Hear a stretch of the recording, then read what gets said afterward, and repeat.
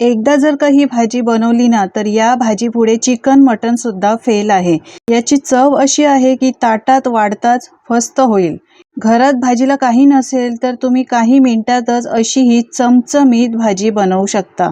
चला तर करायला घेऊयात। यासाठी सगळ्यात आधी आपण एक वाटण बनवणार आहोत आणि या वाटणासाठी मसाला बनवूया। तेल घालायचं आहे। यानंतर एक मोठा उभा स्लाइस केलेला उभा पातळ चिरून घेतलेला कांदा घातलाय।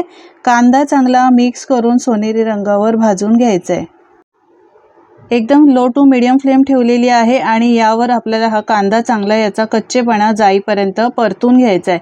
कांदा चांगला असा परतून घेतलेला आहे। यानंतर आपण यामध्ये घालूया सुकं खोबरं। तर 1 वाटी मी इथे सुक्या खोबऱ्याचे काप घेतलेले आहेत। यानंतर 7-8 लसणाच्या पाकळ्या आणि आल्याचा तुकडा घालायचा। आता हे सगळे जिन्नस परत एकदा चांगले मिक्स करून भाजून घ्यायचे आहेत। तुमच्याकडे घरी भाजीला काही नसेल ना, त्यावेळेला काही मिनिटातच तुम्ही अशी ही चमचमीत भाजी बनवू शकता। मसाला चांगला भाजून घेतला। यानंतर एक रफली चॉप करून म्हणजे ओबडधोबड चिरूनच घेतलेला आहे टोमॅटो।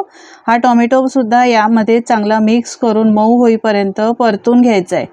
कांदा, टोमॅटो इतर साहित्य चांगले मऊ होईपर्यंत परतून घेतल्यानंतर यामध्ये मूठभर कोथिंबीर घातली आहे देठासकट। व्यवस्थित हे सुद्धा मिक्स करून घ्यायचं आहे। असा मसाल्यांमध्ये कोथिंबीर घातल्यामुळे मसाल्याची चव सुद्धा खूप छान लागते। 1-2 मिनिटं छान असं परतून घ्यायचं आहे। मसाले आपले चांगले भाजून झालेले आहेत, कच्चेपणा गेलेला आहे। थंड करून घेऊया आणि मिक्सरच्या भांड्यामध्ये हा मसाला काढून घेऊया। मसाला मी मिक्सरच्या भांड्यात काढून घेतलेला आहे, पाणी नाही घातलंय। गरज लागेल तरच पाण्याचा वापर करायचा, नाही तर पाण्याचा वापर करायचा नाही। जास्त पाणी घातलं की मसाल्याची चव सुद्धा निघून जाते। अगदी जरासं पाणी घातलंय आणि मी मसाला वाटून घेतलाय। आपण टोमॅटो आणि कांदा सुद्धा घातलाय, त्यामुळे जास्त पाणी लागत नाही। या पद्धतीने असं वाटण करून घ्यायचंय। यानंतर इथे एक मी बाउल घेतलेला आहे, यामध्ये आपल्याला घालायचं आहे 1 वाटी बेसन। एक लहान वाटीच मी बेसन घेतलेला आहे। यानंतर आपण यामध्ये घालायचे आहे पाव चमचा हळद। आता घालूया बेसनचा अपचनाचा त्रास होऊ नये यासाठी आपल्याला घालायचा आहे अर्धा चमचा ओवा। ओवा असा हातावर चोळून घालायचा, म्हणजे याचा फ्लेवर छान उतरतो। ओव्याचा वापर नक्की करा। बेसन आहे त्यामुळे इथे पाव चमचा मी हिंग पावडर घातलेली आहे। यानंतर जरासं मीठ घालायचं आहे। मिठाचा वापर आपण नंतर सुद्धा करणार आहोत। पाणी घालायचं आहे, तर पाणी घालताना सुरुवातीला कमीच घालायचं, जास्त घालायचं नाही। आणि आता हे सगळं व्यवस्थित मिक्स करून घ्यायचं आहे। आपल्याला हे बॅटर एकदम पातळ नाही तर थोडंसं घट्टसरच बनवायचं आहे। मंडळी, तुम्हाला माझी जर रेसिपी आवडत असेल तर एक लाईक करायला विसरू नका आणि तुम्ही कुठून ही रेसिपी पाहता हे सुद्धा मला कमेंटमध्ये नक्की सांगा, म्हणजे मी तुमचे आभार मानू शकेन आणि मलाही कळेल ही रेसिपी कुठून पाहिली जाते। हे बघा, बॅटर मिक्स करून घेतलंय। असं बॅटर पाहिजे। पाणी सुरुवातीला जास्त घालायचं नाही, एकदम पातळ बॅटर करायचं नाही, असं घट्ट बॅटर आपल्याला करून घ्यायचंय। आपलं हे बॅटर आता तयार आहे। यानंतर आपण हे चेक करायचं आहे। हाताला तेल किंवा पाणी लावायचं, थोडंसं बॅटर असं हातावर घ्यायचं आहे। हे बघा, तुम्ही पाहू शकता असं बॅटर पाहिजे। असं सोडताना असं पडलं पाहिजे, पसरलं नाही पाहिजे। या पद्धतीने असं सोडताना पडलं पाहिजे। आता हाताला तेल लावून किंवा पाणी लावून हे बॅटर घ्यायचं आहे। आपण या बेसनची छान अशी भजी करून घेणार आहोत। यासाठी तेल आधीच गरम करून घेतलंय। त्यानंतर लो टू मीडियम फ्लेमवर आपल्याला असे हे लहान लहान भजे सोडून घ्यायचे आहेत। आपण मस्त चमचमीत अशी भज्यांची भाजी बनवतोय। तुम्ही कधी बनवली नसेल तर अशी ही भज्यांची आमटी एकदा करून पहा, तुम्हाला नक्कीच आवडेल। कारण घरात कधी कधी भाजीला काही नसतं आणि विचार पडतो गृहिणींना की आज भाजी काय बनवायची किंवा काही वेगळं बनवायचं असेल, तर या पद्धतीने तुम्ही अशी ही भज्यांची आमटी बनवू शकता। वेगळी चव लागते, काहीतरी वेगळं बनवल्याचा घरच्यांना आनंद सुद्धा होतो।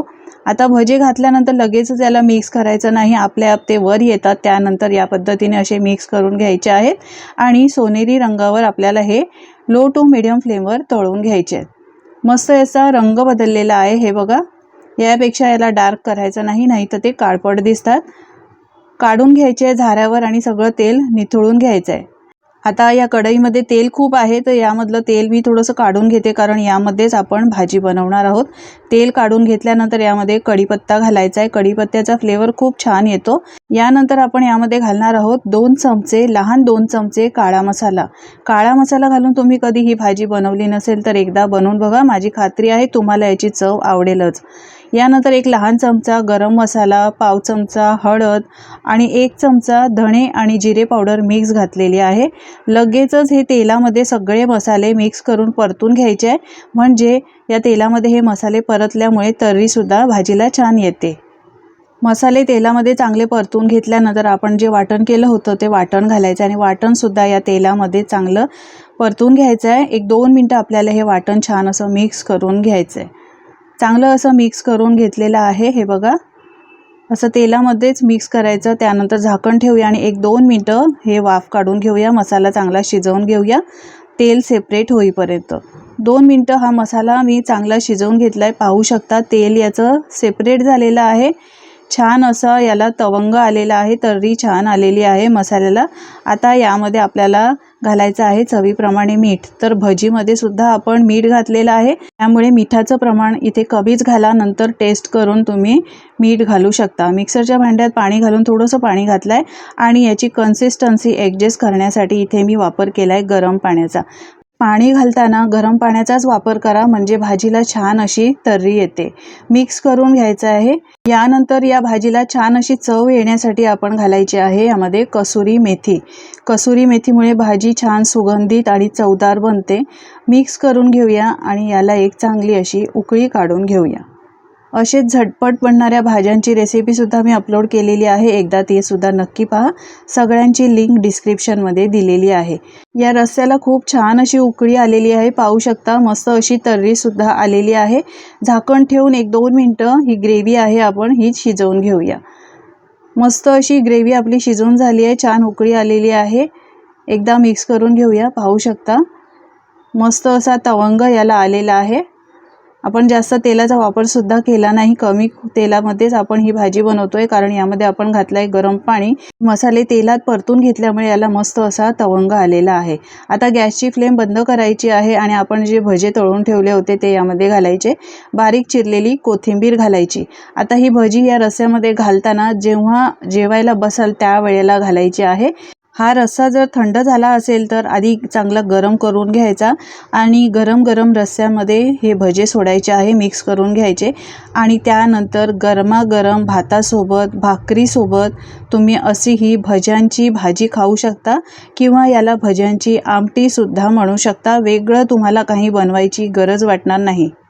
तर अशी नॉनव्हेजच्या चवीची ही भज्यांची भाजी तुम्ही कधी बनवली आहे का मंडळी? बनवली नसेल तर एकदा बनवून बघा आणि तुमचे अनुभव माझ्यासोबत शेअर करा। आजची रेसिपी माझी खात्री आहे तुम्हाला आवडलीच असणार। अशी ही रेसिपी तुम्हीसुद्धा बनवून बघा ज्या वेळेला तुमच्याकडे भाजी नसेल किंवा काही वेगळं खायचं असेल तर त्यावेळेला अशी ही भज्यांची भाजी करून बघा। रेसिपी कशी वाटली कमेंट करून सांगा। आवडली असेल तर लाईक, शेअर आणि सेव्ह करा।